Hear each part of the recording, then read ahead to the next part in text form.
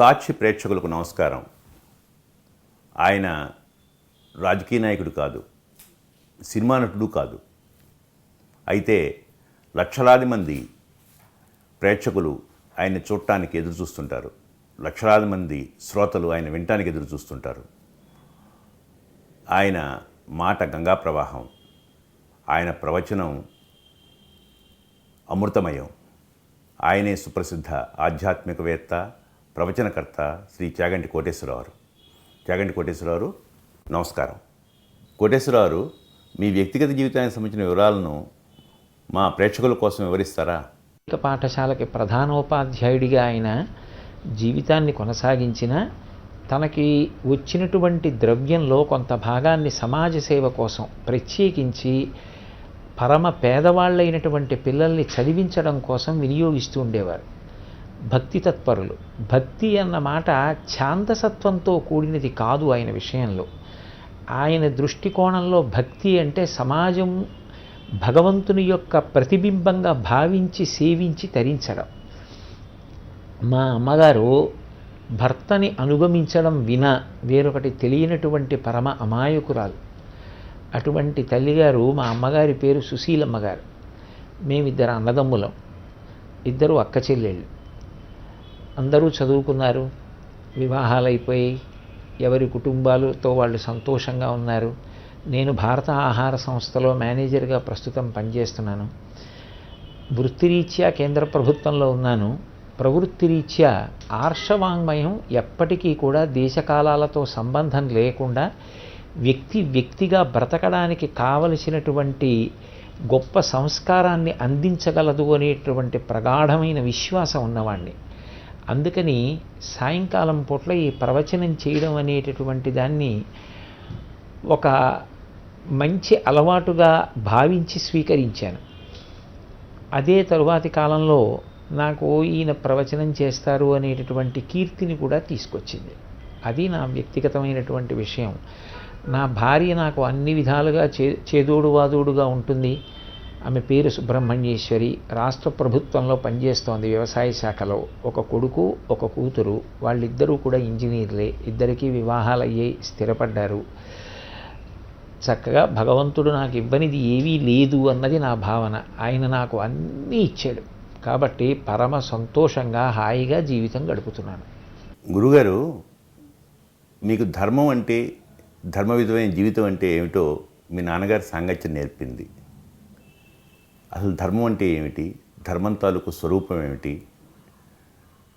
ధర్మం ఎప్పుడూ కాలానికి అనుగుణంగా మారుతూ ఉంటుందా? దానికి నిరంతరమైన ప్రాసంగికత ఉంటుందా అనే అంశాన్ని మీరు కొంచెం వివరిస్తారా? చాలా సంతోషం. చాలా మౌలికమైనటువంటి ప్రశ్న.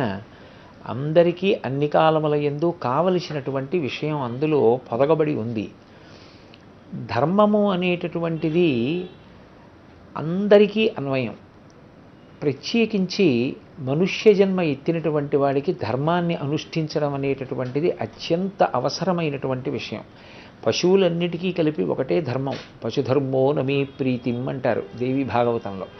ఆకలిస్తే తింటుంది, భయపడితే భయపడుతుంది, నిద్ర వస్తే నిద్రపోతుంది, సంతానాన్ని పొందాలనుకుంటే సంతానాన్ని పొందుతుంది, చిట్ట చివరికి శరీరాన్ని విడిచిపెడుతుంది. మనుష్యుడు అలా కాదు. మారేటటువంటి ధర్మాన్ని నిరంతరం పట్టుకోవాలి. ధర్మం ప్రధానంగా 4 విషయాల్ని ఆధారం చేసుకుని మారిపోతూ ఉంటుంది. దేశము, కాలము, వర్ణము, ఆశ్రమము. ఈ 4టిని బట్టి మారుతుంది. ఉదాహరణకి దేశము. నేను ఇంట్లో ఉంటే ఏ పనులు చేస్తానో అవి నేను ఇంకొక ఊరు వెళ్ళినప్పుడు చెయ్యలేను. ఎందుకంటే ఇంట్లో నాకు అందుబాటులో ఉన్నట్టుగా వ్యవస్థ వేరొక ఊళ్ళో ఉండదు.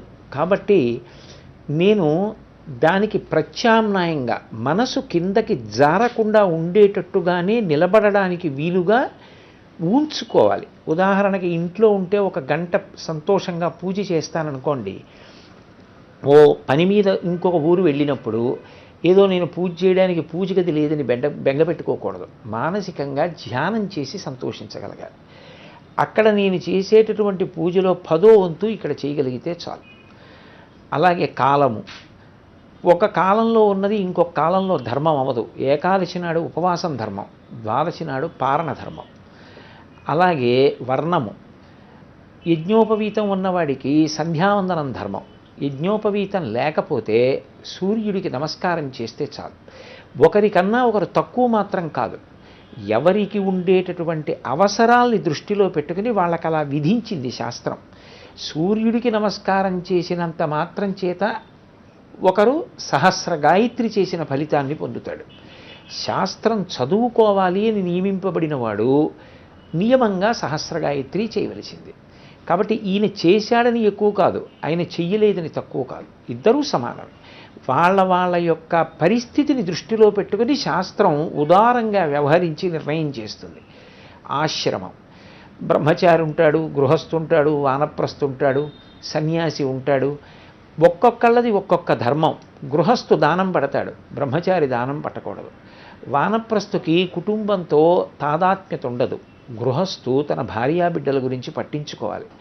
అందుకని ఆశ్రమాన్ని బట్టి ధర్మం మారిపోతుంది. ఎప్పుడు ఎలా ధర్మం పట్టుకోవాలో అలా పట్టుకోవాలి. నేను నా కొడుకు ముందు నిలబడితే పితృధర్మం, నా భార్య ముందు నిలబడితే భర్తృధర్మం, ఉద్యోగానికి వెడితే ఉద్యోగి ధర్మం, సమాజంలో పౌరధర్మం. ప్రవచనం చేస్తూ ఉంటే శాస్త్రం ఒక్కటే మాట్లాడాలి, అప్పుడు వక్తృధర్మం. నేను ఒక సభలో వింటుంటే నాది శ్రోతధర్మం. నేను చక్కగా చెప్తున్న విషయాన్ని చెవులతో దొప్పలు చేసి పట్టుకునే ప్రయత్నం చేయాలి, అప్పుడు శ్రోతగా ధర్మం. ధర్మం ఎప్పుడూ మారుతూ ఉంటుంది, ధర్మం ఎప్పుడూ ఒక్కలా ఉండదు.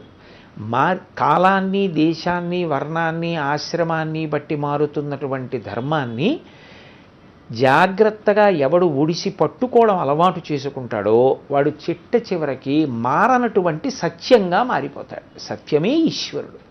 కాబట్టి సత్యం శివం సుందరం అని భగవంతుడికి పేరు. బ్రహ్మవిత్ బ్రహ్మైవ భవతి. ధర్మాన్ని అనుష్ఠించి అనుష్ఠించి అనుష్ఠించి ఏమైపోతాడు అంటే సత్యమైపోతాడు, అంటే భగవంతుడు అవుతాడు. కాబట్టి ధర్మాన్ని పట్టుకు తీరాలి. కానీ ఏది ధర్మం అంటే నాకు ఒకటి ధర్మం అనిపిస్తుంది, మీకు ఒకటి ధర్మం అనిపిస్తుంది. అప్పుడు ఎవరు చెప్పింది ధర్మం అంటే? అందుకే వ్యక్తుల యొక్క మనస్థితిని బట్టి ధర్మాన్ని నిర్ణయించే అవకాశాన్ని విడిచిపెట్టలేదు భగవంతుడు. ధర్మానికి ఎవరు నిర్ణేత అంటే శాస్త్రము ధర్మాన్ని నిర్ణయిస్తుంది. అందుకే తస్మాత్ శాస్త్రం ప్రమాణంతే కార్యాకార్య వ్యవస్థితవు. ఒక పని చెయ్యాలా చెయ్యకూడదా, చేస్తే ఎలా చెయ్యాలి శాస్త్రం చెప్తుంది. కానీ ధర్మమునకు నిర్ణేత ఎవరు? శాస్త్రము ధర్మాన్ని నిర్ణయిస్తుంది. అది చదువుకోవడం, పట్టుకోవడం మనిషి అభ్యున్నతికి కారణాలై ఉంటాయి. అది ధర్మస్వరూపం. అసలు ఈ జాతి అనుష్ఠించేదే సనాతన ధర్మం. ఎప్పటి నుంచో వస్తున్నటువంటి ధర్మాన్ని పట్టుకుంటారు. దాన్ని ప్రతిరోజు ధర్మానుష్ఠానం చేసి ధార్మికమైన జీవనం చేస్తే తాను ప్రశాంతంగా ఉండి తన చుట్టూ ఉండేవాళ్ళు ప్రశాంతంగా ఉండడానికి అవకాశం ఇచ్చి చివరికి సత్యమై నిలిచిపోతాడు. అది ధర్మము యొక్క ప్రయోజనం. గురువుగారు, ధర్మాన్ని మనం పట్టుకోవాలంటే ఆచారాన్ని ఆలంబనగా తీసుకోవాలి అని చెప్పారు. ధర్మం నిరంతరం మారుతూ ఉన్నట్టు ఆచారం కూడా మారుతూ ఉంటుందా? ఆచార వ్యవహారాల్లో ఎలాంటి మార్పులు చేర్పులు వచ్చే అవకాశం ఉంది? మీరు అడిగినటువంటిది చాలా చాలా మంచి ప్రశ్న. ఎందుచేత అంటే ఆచార ప్రభవో ధర్మ అని శాస్త్రమే చెప్తోంది. ధర్మం ఎక్కడి నుంచి వస్తోంది అంటే ఆచారం నుంచి వస్తోంది. ఆచారము ధర్మం ఎలా మారుతుందో అలా మారుతుంది. ఎందుకు మారుతుంది అంటే మనిషి యొక్క స్థితిని దృష్టిలో పెట్టుకుంటుంది శాస్త్రం. ఇలాగే చెయ్యి అన్నారనుకోండి, అందరూ అన్ని వేళలా అలా చెయ్యలేకపోవచ్చు. ఉదాహరణకి కాశీ పట్టణానికో 50 మంది కలిసి యాత్రకు వెళ్ళారు. అందులో ఒక వ్యక్తికి 104 జ్వరం వచ్చింది. ఇప్పుడు ఆ వ్యక్తి వెళ్ళి స్నానం చేయలేదు. 19 మంది వెళ్ళి గంగా స్నానం చేశారు. 20 మంది తిరిగి వచ్చేస్తే ఒకడు కాశీలో గంగా స్నానం చెయ్యకుండా తిరిగి వచ్చేసినటువంటి స్థితి గంగా స్నానం వాడు కూడా చేసినట్ట అంటే ఆచారకాండ ఏం చెప్తుందంటే వాడు గంగా స్నానం కోసమే కాశీ వెళ్ళాడు, కానీ శరీరానికి వైక్లభ్యం వచ్చింది. శరీరాన్ని వదిలిపెట్టేసైనా గంగా స్నానం ఎలా చేస్తాడు? పోతే పోయిందిలే శరీరం అని స్నానం చేయకూడదు. ధర్మానికి ఇది ఆలంబనం. అప్పుడు కాశీ వెళ్ళిందే గంగా స్నానానికి కాబట్టి వాడు కూడా గంగా స్నానం చేసి వచ్చేసినట్టే. అందుకే మనిషి యొక్క స్థితిని దృష్టిలో పెట్టుకు మాట్లాడుతుంది. ఆరోగ్యంగా ఉంది, తలస్నానం చేయి. జ్వరంగా ఉంది, నడుము వరకే స్నానం చేయి. అలా కూడా ఓపిక లేదు, అసలు లేచి నిలబడలేకపోతున్నాడు, వణికిపోతోంది శరీరం. 3 మాటలు చల్లుకో. 3 మాటలు చల్లుకోవడానికి కలశలో నీళ్లు కూడా చెయ్యి పెట్టలేకపోతున్నాను నీళ్లలో. ఇబ్బంది పడకు, విభూతి చల్లుకో. విభూతి కూడా చల్లుకోలేకపోతున్నాను, మంచం మీదే పడుకుని గోవిందనామని చెప్పు. గోవిందేతి సదా స్నానం. గోవిందా అంటే స్నానం చేశాడు. గోవిందా కూడా నేను చెప్పలేను, స్పృహ లేదు. నా కొడుకు పక్కన కూర్చొని గోవిందా అంటే చాలు, తండ్రి స్నానం చేసినట్టు. ఇప్పుడు ఆచారం మారిందా లేదా? మారింది. ఎవరిని దృష్టిలో పెట్టుకు మారింది? ఆరోగ్యంగా ఉన్నవాడిని మానేసి గోవిందా అనమని చెప్పలేదు. ఆరోగ్యంగా ఉన్నప్పుడు స్నానం చేసి, ఆరోగ్యం లేనప్పుడు స్నానం చెయ్యనప్పుడు నువ్వు బాధపడక్కర్లేదు, గోవిందా అను, స్నానం చేసినట్టే. మనిషి మనసు పవిత్రంగా ఉంచడం కోసం ఆచారకాండ వచ్చింది తప్ప మనిషిని బాధ పెట్టడానికి, నువ్వు ఇలా చేయకపోతే ఎందుకు పనికిమాలిన వాడి అయిపోతావని చెప్పడానికి ఆచారకాండ రాదు. ఆచారం యొక్క ప్రధాన ఉద్దేశ్యం ఏంటంటే మనసుని పవిత్రం చేయడం. రైతు బజార్లో నిలబడైనా సరే గోరు చుట్టు కొయ్యగలిగిన వైద్యుడు ఉంటాడు, కానీ హాస్పిటల్కి రండి అని చెప్పి ఆయన ఒక ఆపరేషన్ సూట్ వేసుకుని, చేతికి గ్లోవ్స్ వేసుకొని తీసుకెళ్ళి పడుకోబెట్టి అంత జాగ్రత్తగా ఆయన పుండు ఎందుకు కోస్తాడు అంటే, ఆయన ఆ ప్రత్యేకమైన రంగు కలిగిన బట్టలు వేసుకుని ఆయన ఆ రోగి వంక చూస్తే ఆయన మనసులో ఉన్నటువంటి అన్ని పక్షపాతాలు పక్కకి వెళ్ళిపోతాయి. ఆయనకు ఒకవేళ తెల్లటి రంగు అంటే ఇష్టం లేకపోవచ్చు, అక్కడ తెల్లటి వాడికి శస్త్రచికిత్స చేస్తున్న ప్రథమో దైవ్యోభిషకు ఆయన నన్ను నమ్మి స్పృహని వదిలిపెట్టేశాడు నేను ఇచ్చిన మత్తు మందుకి. నన్ను నమ్మి ఆయన కుటుంబ సభ్యులు బయట నిలబడిపోయారు. నేను దైవంతో సమానంగా అన్ని పక్షపాతాలకి అతీతంగా నేను అతను బ్రతకడానికే ఆపరేషన్ చేస్తాను అని నిలబడడానికి అతను వేసుకున్న బట్ట అతనికి ప్రేరణనిచ్చింది. ఒక పోలీస్ యూనిఫామ్ రోహిణీ కార్తిలో అందరూ ఇంట్లో ఉంటే ఒక్కడు 4 రోడ్ల కూడల్లో నిలబడ్డానికి ప్రేరణనిచ్చింది. ఒక సైనికుడికి తన యూనిఫామ్ ప్రేరణనిచ్చింది. అది కూడా ఆచారమే. బట్ట అలా కట్టుకోవడం ఆచారం. ఆచారం ఎందుకు పనికొచ్చిందంటే మనసుని ప్రభావితం చేసింది. ఆచారకాండ ఎందుకు వచ్చిందంటే మనసుని పవిత్రంగా ఉంచుకోవడానికి పనికొస్తుంది తప్ప ఆచారకాండ లేకుండా మనసుని పవిత్రంగా ఉంచుకోవచ్చు కదా అని మీరు ప్రశ్న ఇయ్యొచ్చు నన్ను. కానీ నేను ఒక్క మాట చెప్తాను. కాకినాడలో కొత్తపల్లి కొబ్బరి మామిడి పళ్ళు వస్తాయి. మా అబ్బాయి హైదరాబాద్లో ఉంటాడు. మా అబ్బాయి మీద ప్రేమ ఉంటే చాలుగా మామిడి పళ్ళు పంపించడం ఎందుకు అంటే, ప్రేమ ఉంది కాబట్టే మామిడి పళ్ళ బుట్ట బస్సులో పెట్టి పంపిస్తున్నా. నీకు మనసు పవిత్రంగా ఉంచుకోవాలని తాపత్రయం ఉంది కాబట్టే ఆచారం పాటించాలి. ఆచారం పాటిస్తే మనసు పవిత్రమవుతుంది. మనసు పవిత్రం అయిపోయిన నాడు ఏ ఆచారం పాటించారు పాటించలేదన్నదానికి అతీతుడైపోతాడు. రమణ మహర్షి పంచె కట్టుకున్నారా లేదా అని ఎవరు అడగరు. గోచి పెట్టుకున్న ఆయన పరమేశ్వరుడు. ఆ స్థితికి వెళ్ళిపోయాక ఆచారంతో సంబంధం లేదు. ఆ స్థితికి వెళ్ళే వరకు ఆచారాన్ని వదిలిపెట్టవద్దు. ఎందుకని అంటే అది మనసుని పవిత్రం చేసి మనిషిని మనిషిగా బ్రతకడానికి మార్గాన్ని సౌలభ్యం చేస్తుంది. అది ఆచారకాండ వైశిష్ట్యం. అందుకే ఆచారం మారుతుంది. గురుగారు, ఇదివరకు మీలాంటి వాళ్ళు చెప్పే ఆధ్యాత్మికమైన సభల్లో ఎక్కువగా వయసు మళ్ళిన వాళ్ళు, బట్టతల వాళ్ళు, తెల్ల జుట్టు వాళ్ళు కనపడేవాళ్ళు. ఇప్పుడు మీ సభ చూస్తుంటే వందలాది మంది యువకులు కనపడుతున్నారు. సమాజంలో వస్తున్న మార్పుల వల్ల యువకుల్లో ఏర్పడ్డ ఐడెంటిటీ క్రైసిస్ ఈ భక్తి కారణమవుతోందా? గుళ్ళు దేవాలయాల దగ్గరికి యువకులు దారితీయటానికి ఈ పరిణామమే కారణమవుతోందా? ఈ కొత్త సమాజాన్ని నిర్మించడం కోసం యువకులతో మీరు భక్తి అనే విషయాన్ని సమాజహితం కోసమే ఉంది భక్తి అనే దాన్ని మీరు ఏ విధంగా వాళ్ళకి చెప్పదలుచుకున్నారు? చక్కటి విషయం ఇది. నేను చేసినటువంటి అనేక ప్రసంగాల్లో ప్రత్యేకించి యువత భక్తిని అర్థం చేసుకున్నటువంటి తీరు చాలా సంతోషంగా ఉంటుందండి. నేను ఈ మాట ఎందుకంటున్నానంటే, సాధారణంగా మనిషికి మనిషితో అనుబంధం ఏర్పడడానికి సాధారణంగా 2 కారణాలు ఉంటాయి. తేలిగ్గా అర్థం అవ్వాలంటే ఇంగ్లీష్లో అయితే బ్రదర్హుడ్ అని, ఫ్రెండ్షిప్ అని అంటారు. సోదరభావము, స్నేహము.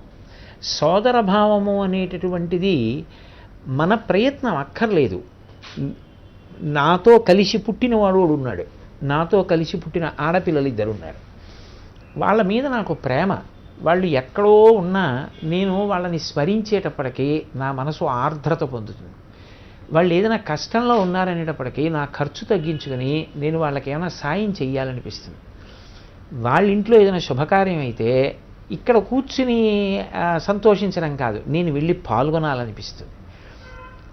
అసలు మేము ఈ సోదర సోదరీ సంబంధానికి మూలం ఏది? మేము అందరం ఒక్క తల్లి తండ్రి బిడ్డలం. అందుకని ఈ సోదర సోదరీ భావం. భక్తికి ప్రారంభం మన దేశంలో గొప్పతనం ఎక్కడుందంటే మేమందరం ఒక్క తల్లిదండ్రుల బిడ్డలం. ఎవరా తల్లిదండ్రులు? మీరు లక్ష్మీనారాయణులనండి, పార్వతీ పరమేశ్వరులనండి, ఏ పేరు పెట్టి పిలవండి. మాతాచ పార్వతీదేవి పితాదేవో మహేశ్వర బాంధవా శివభక్తాశ్చ స్వదేశో భువనత్రయం. ఇది శంకరాచార్యులు వారు చెప్పింది. మా అమ్మ పార్వతీదేవి, మా నాన్నగారు పరమశివుడు, మేమందరం నీ బిడ్డలం. ఇప్పుడు విజయ్ కుమార్ గారు నాకేమవుతారు? మా తమ్ముడు. వాళ్ళు ఏమవుతారు? నా తమ్ముళ్ళు.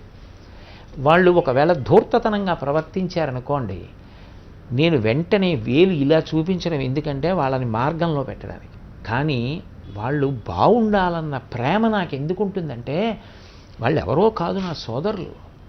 మా అందరికీ అమ్మ పార్వతీదేవి, మా నాన్నగారు పరమశివుడు, మేమందరం ఓ కుటుంబం.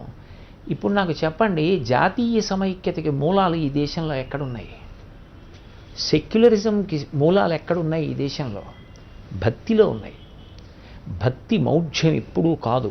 యువతకి భక్తి ఉండి తీరాలని చెప్తా నేను. ఎందుచేతనంటే భక్తి ఎందు రెండు భిన్నమైన విషయాలు ఏకీకృతం అవుతాయి. ఇవాళ పిల్లలు దేవాలయాలకి వెళ్ళడానికి, పిల్లలు ఎక్కువగా వినడానికి కారణం అదే. భక్తి ఎందు రెండు విరుద్ధ భావములు ఒక కాలమునందే సంగమిస్తాయి. నేను చాలా భయపడుతున్నానన్నాను అనుకోండి, ధైర్యంగా లేను. నేను చాలా ధైర్యంగా ఉన్నానని అనుకోండి, భయంగా లేను. కానీ భక్తి ఉన్నవాడికి ధైర్యము భయము రెండూ ఉంటాయి. నేను భక్తుణ్ణి అన్నాను అనుకోండి, అంటే రోజు 1000 మారేడు దళాలు తెచ్చి పూజ చేస్తానని కాదు, దోషుడు కుంకం అర్చన చేస్తానని కాదు. భక్తి అంటే వాడు ఉన్నాడు అని నమ్మాను. భగవంతుడు అన్నవాడు వాడు ఉన్నాడు, నేను వాడికి జవాబుదారి. ఇప్పుడు నేను తప్పు పని చెయ్యాలి, సీసీ కెమెరా చూస్తోందని కాదు నా భయం, వాడు చూస్తున్నాడు. వాడి కంటిని నేను తప్పించుకోలేను. 2 కళ్ళున్న వాళ్ళు ఎవ్వరూ చూడలేరేమో, కానీ 3వ కన్ను ఉన్నవాడి నుంచి మాత్రం తప్పుకోలేరు. 3వ కంటికి తెలియకుండా అన్న మాటకు అర్థం ఏంటంటే ఆ 3 కన్నులు ఉన్నవాడికి తెలియకుండా నేను ఏదీ చెయ్యలేను. వాడు పగలుగా, రాత్రిగా, భూమిగా, ఆకాశంగా, చీకట్లో, వెలుతురులో, వాయువులో, నిప్పులో, నీటిలో చూస్తూనే ఉన్నాడు. ఇప్పుడు నేను వాడికి జవాబుదారి అని నాకు నేను నియంత్రించుకున్నాను అనుకోండి, ఇంకో 20 ఏళ్ల తర్వాత అయినా నేను వాడి ముందు చేతులు కట్టుకుని నించుంటాను. ఎరా నువ్వేం చేశావో అని వాడు అడిగినప్పుడు నేను సిగ్గుతో తల ఉంచుకోకూడదు అని అనుకున్నాను అనుకోండి, నాకు భయం ఉంటుంది. ఆ భయం మనిషిని పాడు చేసే భయం కాదు, ఇట్స్ ఎ హెల్దీ ఫియర్, ఆరోగ్యవంతమైన భయం. ఆ భయం ఉన్నవాడు తప్పు చెయ్యడు. ఆ తప్పు చెయ్యకుండా మనిషిని నియంత్రించగలిగినది ఏదంటే భక్తి ఒక్కటే. అందుకే ఈ దేశం ఒక్కచోటే ఒకప్పుడు ఇంటికి తాళం కప్పలేదు. ఎందుకు లేదు అంటే తలుపు తీసి వెళ్ళిపోయిన పరమేశ్వరుడు ఉన్నాడరా అని ఇంకొకడు వెళ్ళి ఆ ఇంట్లో వస్తువు తీసుకురాడు. పరద్రవ్యాణిలోష్ఠవత్, ఇంకొకటి వస్తువు నాకు బెడ్డ ముక్క, అది నాకు ఈశ్వరుడు ధార్మికంగా ఇచ్చింది, నాకు తృప్తి. ఇది మనిషికి తృప్తినిస్తుంది, సంతోషాన్ని ఇస్తుంది, శాంతినిస్తుంది. దీనివల్ల పక్కవాడిని పాడు చేయడు, ఇబ్బంది పెట్టడు, పాపపు పని చేయడానికి భయపడతాడు. దేశమంతా శాంతి భద్రతలు ఉంటాయి. అందుకే భారతదేశం అంటే శాంతికి పర్యాయ పదం ఒకప్పుడు. ఇప్పటికీ శాంతి సూక్తం చెప్తే మనుష్యుల శాంతి మాట్లాడడం. అంతరిక్ష శాంతి, గౌశాంతి, భూశాంతి, వాయుశాంతి. వాయువు ప్రకోపించకూడదు, భూమి ప్రకోపించకూడదు. ఎందుకంటే ప్రజల మనోభావముల వలన, సంస్కృతి వలన పంచభూతములు కూడా ఇక్కడ ప్రశాంతంగా ఉంటాయి. పరహితము చేయునెవ్వడు పరమహితుండగును భూతపంచకమునకును. పరహితమే పరమధర్మము. పరహితునకు ఎదురు లేదు పర్వేందుముఖి అంటాడు భాగవతంలో పరమశివుడు అంతటి వాడు. ఆ ఆరోగ్యవంతమైన భయం భక్తిలో ఉంటుంది, ధైర్యం భక్తిలో ఉంటుంది. నేను ఈ స్థానంలో కూర్చున్నందుకు ఏది చెప్పాలో, ఏ శాస్త్రాన్ని నమ్మి బ్రతుకుతున్నానో అది నేను చెప్తాను.